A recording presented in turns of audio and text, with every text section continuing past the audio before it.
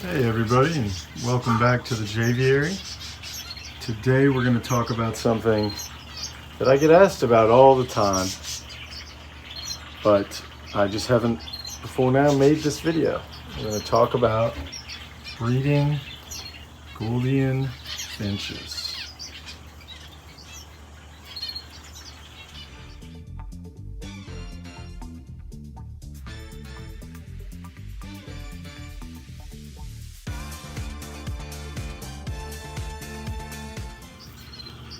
So here we have some babies.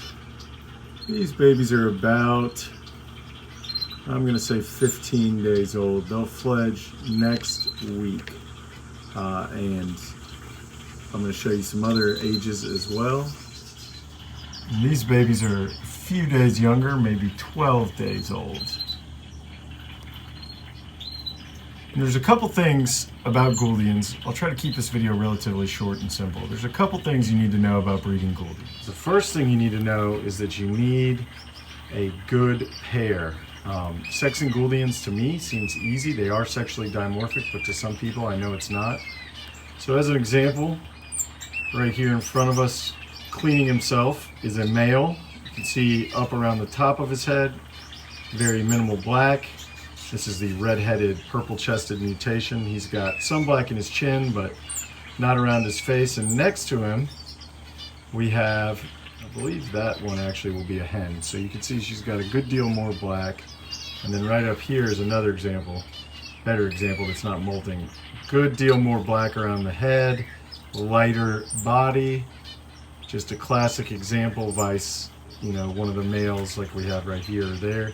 Now there are some other color mutations, like you can get, let me find them here, dilute, which is basically a half yellow, or we can get a yellow, which my male here, there's a female to the right of him with an orange head, and then this is an orange head yellow male who's tired because he's finishing up his molt. And then you also have the blackhead, which here's a black-headed hen of mine. She looks great. She just finished up a molt. If you saw her in videos from a few months ago, she was missing all those face feathers, but she's got them back now. So that's the first thing. You want to make sure you have a male and a female, a cock and a hen. That's what they're called. And then once we've got that down, we have to have the right conditions for nesting. So you want to make sure that your birds are in breeding condition. And I've got videos on that. I've done podcasts on that, so I won't elaborate here, but as an example, this bird on the left is in breeding condition. The one on the right is not, right? Because it's finishing molting. So if your birds aren't in breeding condition, they either won't breed or they won't be very successful. When they're in breeding condition, they'll look great like this. They'll have all their feathers, good body, good chest. It has some depth to it. They won't look super skinny. So that's what you're looking for there. Now the next thing that's important is nest box selection. So as you can see, in my aviary, I have a ton of different nest box options, but the Gouldians always go for this style box, and then I add these little chunks of PVC pipe. So what you're creating in the wild would be like a hollow in a tree, which is what Gouldians would nest in the wild. You see some baby zebra finches up here hanging out, some really great pied birds. Here comes a starfinch, some other Australian species, but what you're looking for is a nest box like this. I like to add these. I just super glue them on, and then they will build the nest in there. They are not great nest builders compared to some birds, so sometimes I'll start it in there, and the way I do that is I just take kind of one handful of nesting material and turn it counterclockwise or clockwise and sort of start the nest for them. Now there's a few other little tricks that a lot of people don't think of. One is your seed mix. You have to have a quality seed mix. I like Hagen Gourmet Hari, which is the Hagen Agricultural Research Institute, and they do sponsor me. I believe they have the best mix out there.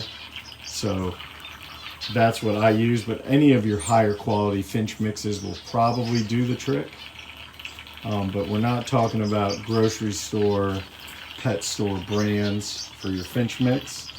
You're going to want to provide millet while you're breeding, and I don't advocate doing millet all the time because it can be fatty, but it's one of those things that helps stimulate the birds to breed. So during and leading into breeding season, I provide millet all the time. And another good thing, it's in one side of this container for Gouldians, and of course there's a mess in here because there's old seeds and stuff, but is charcoal. So Hari does make a charcoal. I think you can find it on my Amazon page, and I'm working on getting it on New Zealand, who also is a sponsor of the Bird Brains podcast. But these little pieces of charcoal in the wild, Gouldian finches would get these and they'll eat them, put them in their nest, things like that. So that is another little tip. And the last thing is lighting. Now I control lighting in two ways here. One way is I let God control lighting. Obviously this part of the aviary is outdoors, and then in the indoor portion of the aviary, you can see on camera, I think I'll be able to zoom out and you will be able to see, but maybe not. But I have two different colored bulbs here. And one is a natural light like we would use in the house, and then another one is a grow light that provides some actual UVA and UVB. And then I have these on a timer, and I have it set to, and I alter it through the year, and I have it set to match sunrise and sunset. Besides that, obviously always fresh water, lots of food sources, and peaceful aviary companions that are not overcrowded. And then I also personally feel that Gouldians breed better in the colony setting. So I think you get more breeding if you have 3 pairs than if you have a pair, if that makes sense. If you do all those things right, you'll get Gouldian fledglings, Gouldian babies like I showed you earlier, and then eventually your next generation of Gouldians. As I can get the camera to focus. So that one's going to be a hen. It looks like that one will be probably a male, and probably the one down on the bottom a male too. These are some that are waiting to go out. And I have a couple more around behind me here. One more behind me that I got from my friend Chris, who's Bird Nerd on YouTube. So yeah, if you want baby Gouldian finches, you just have to follow 5 easy steps. First one, you want to make sure you have a pair, or ideally several pairs. Second one is you want to make sure that you have the right nest box. Third, you want to make sure that you have the right nutrition. Fourth, you want to make sure that you have the extra supplements they need, things like charcoal. And fifth, you want to make sure that you have your lighting right. And if you're able to do those things correctly, you should be able to make more Gouldian finches. All right, that's it for this one. Thanks, Flock, for flying along with me, and I'll catch you all in the next one.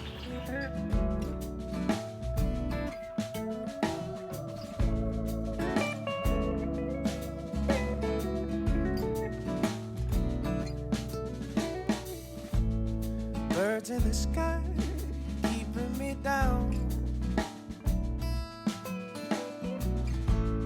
They won't let me inside of their town. How I wish I could be one of them. How I wish I could be one of them.